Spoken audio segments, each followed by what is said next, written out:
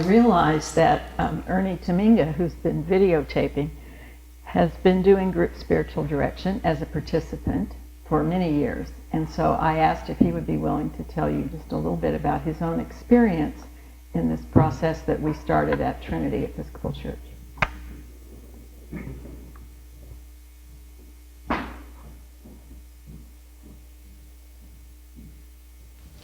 First, I'd like to acknowledge the great blessing of having Jaqua as my spiritual director.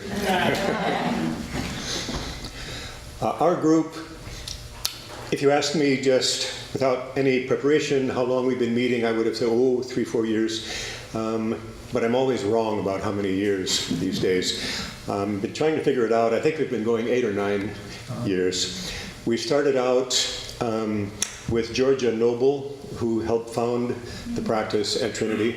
She was our training wheels for a while. She joined our little group for the better part of a year, and then she phased out as she became confident that we maybe knew what we were doing. Our little group, we had 4 people to begin with. We were all connected with Still Point. 3 of us were board members. One person, I think, had been a board member, was on faculty anyway. And we began meeting and have just kept doing it all these years. Right up until not very long ago at all, one of our members has a very, very serious health issue, so we have not been meeting recently. But right up until then, for about the last probably 8 or 9 years, we've been meeting. Our protocol is, as Anne has described, with the addition, this might be in the book as well, that each time we meet, which is once a month, one person is the leader, in quotes, and that just means that person has selected a reading or a piece of music or something to share at the very beginning of our meeting.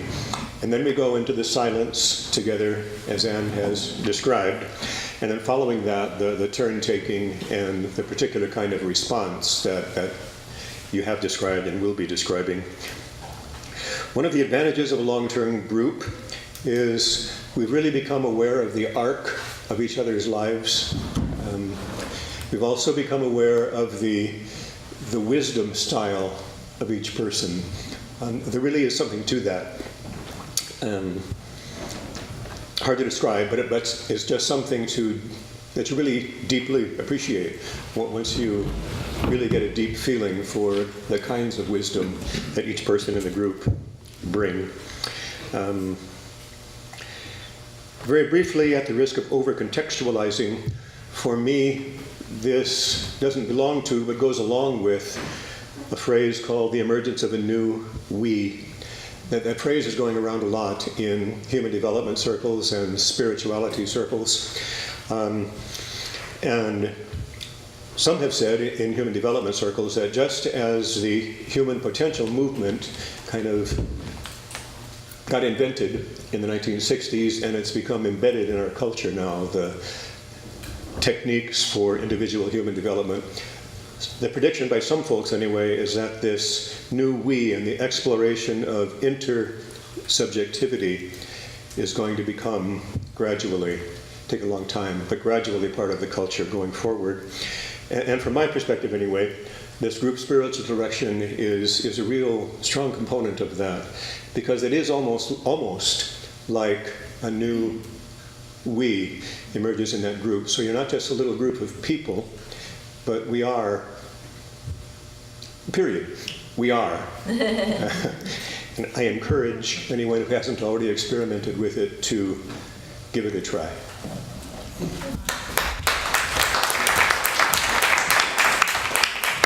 Thank you, Ernie.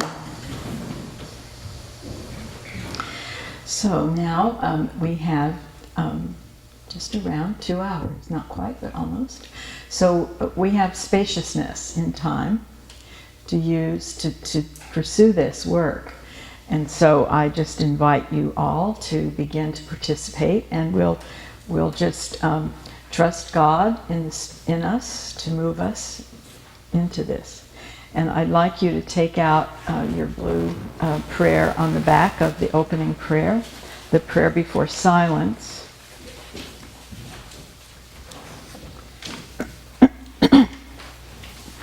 And then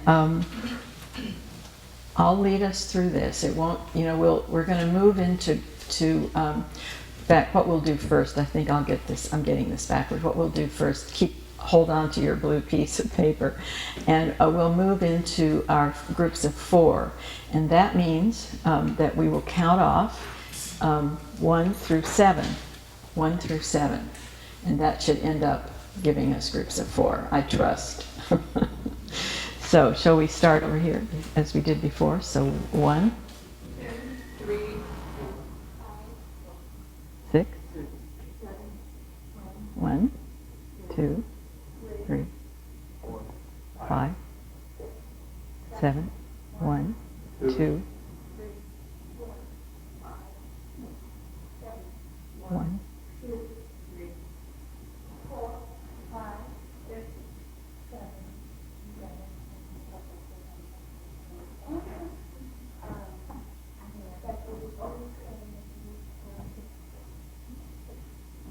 So we're okay?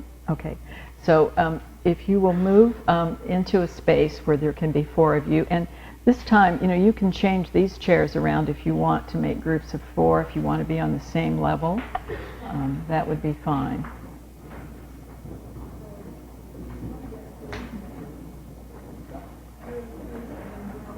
I should have brought little pieces of paper with numbers so it wouldn't be quite so hard. Yeah, little placards.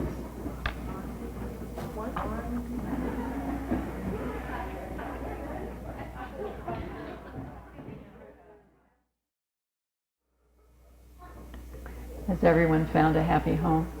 We're all set? Okay. All right, if you take your prayer before silence, and we will pray it together as we settle in here. Holy Spirit, in your name we gather. In your presence we become your body to listen, to share, to learn, to care, and to pray for one another. Move within us, move among us. In honest silence, gentle truths begin to surface. In stillness, reflections make themselves clear. Holy Spirit, inspire our thoughts. May we speak your truth. May our hearts be open. And so now we'll enter into about 3 minutes of silence while we wait for one of you to speak first as the first presenter.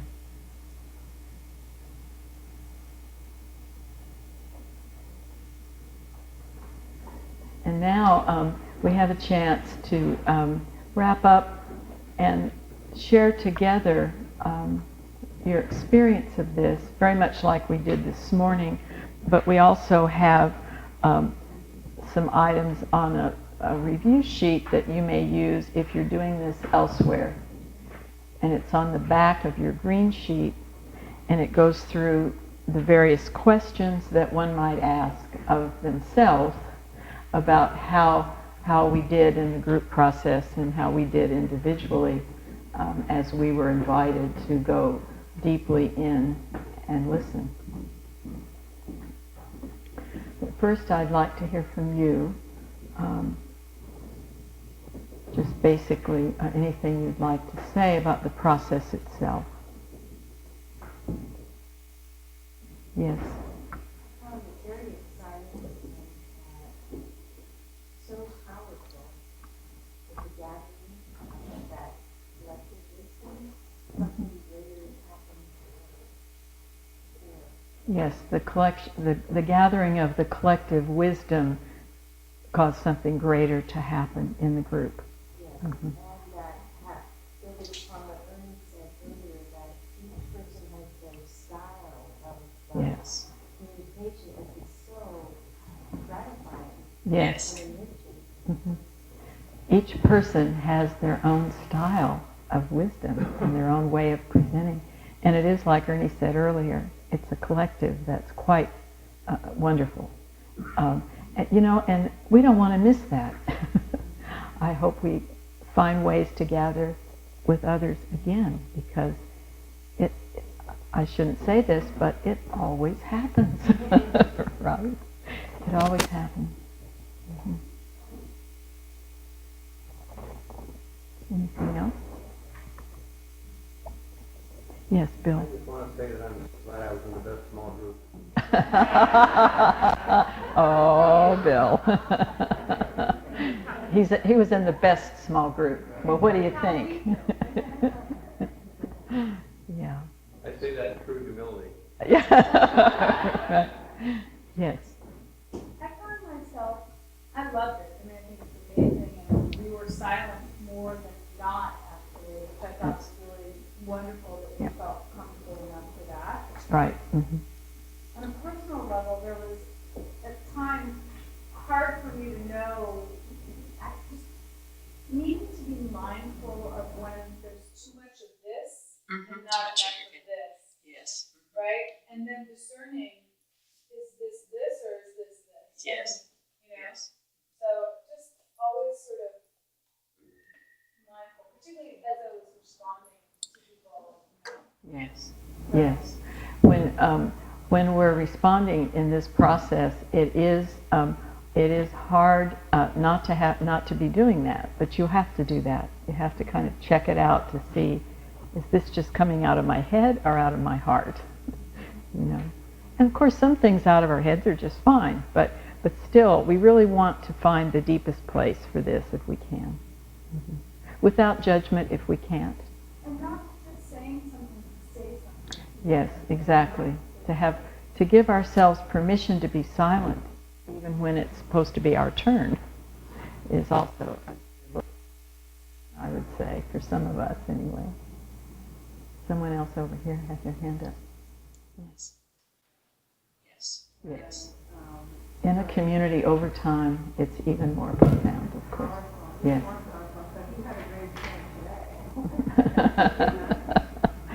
Yeah, I think, and that's what Ernie was also, that's why I asked Ernie to speak, because having been in something that long,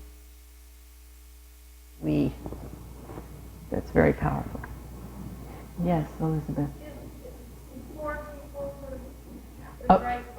Four or five, and if you're doing it, when we learned to do it with Rosemary, she taught us that when we were going out to do it on our own, we should have a facilitator in each group. So that would mean 5. So you find somebody who would be really willing to be facilitating timekeeping, like what I did today, only more directly, so that you can say, now, would you like to say something, in the group, and really move the group along and and hold the space. And that person does that for the entire period. And in our case at Trinity, we did it for the 9-month school year, starting in September through June.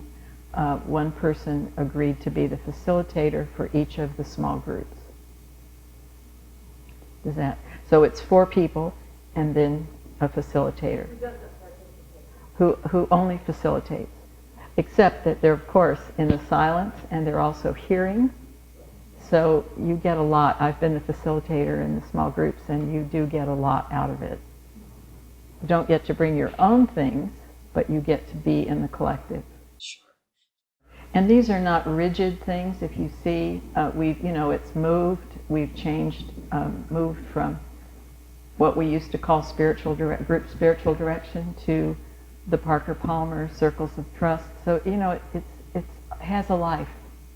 And you follow that, I think, is what I would say. So, 3 people works, as you saw this morning, or 4. If you get more than 4, then not everybody has a chance, because it's a long period of time. We did ours on Saturdays, and so it's a big chunk of your Saturday once a month. Mm-hmm. Anything else? So it's a building of the trust relationship. Both that everything will remain confidential, which is usually what we think about when we're thinking of trust issues, but also that the person hearing your voice will be able to sort it in a way that you don't have to worry about anymore. You can really say whatever comes. Second thing, we first started, when we started the group, we do a little sharing what's going on in our lives. Mhm. And we very soon decided to get this off with silence. Yes, that's And not yes, that's been check in. yeah, That yeah, took away from the rest. yeah. That's been the experience at Trinity as well. Yeah. Mhm. We have a lot of places in groups to share what's going on in our week, you know, and in our life, but we have very few places in faith communities even to talk about God and our relationship to God and the deepest piece of what's going on there and what's not going on there. So it's important that we pay attention to the time, and it is a pretty rigid time, as you saw. You know, we used to use an old-fashioned egg timer. I kind of loved that, but then I would forget to turn it over. Oh, wait a minute. But it's a very structured on purpose so that you can trust it. You can realize, okay, you flow into it. You know, you sort of develop a muscle for it as you're doing it, like any kind of exercise. So, but I want to just make sure that I touch on the things that are on this review, just so you'll keep them in the back of your mind. We want to always ask ourselves, how prayerful were we during the session? And what was the quality of our silence, our attention to God, and what seemed to take us away from that? And these are all the review questions on the other side of your green process sheet. Then the next one is, how well did we stay focused on the spiritual life of each person, on the God relationship beneath the content of what the person presented? Where or did we get kidnapped? Were there places where we got off track, for example, too much problem solving, being overly analytical or philosophical, or sharing our own experience during another's time when it wasn't really called for? And then, is there any particular awareness or prayer that I take from this experience? Any particular way that I would like the group to pray for me?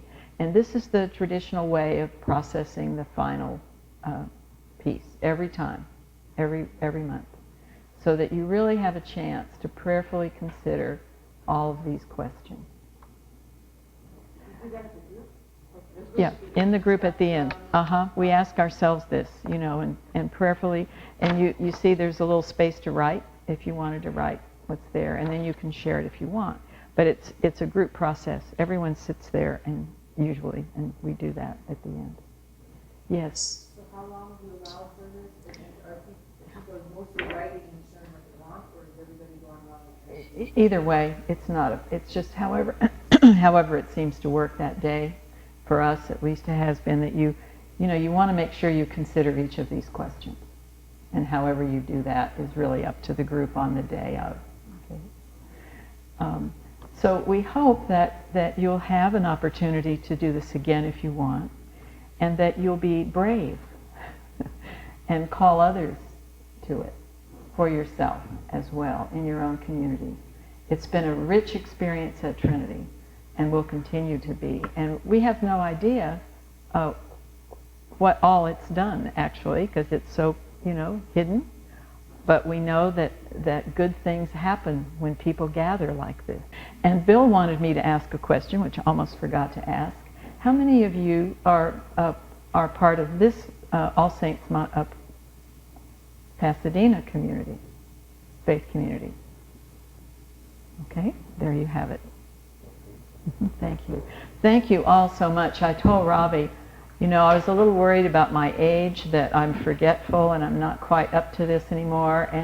But I thought, well, when the group gathers, they'll bring something, and you have. Thank you so much. I can write.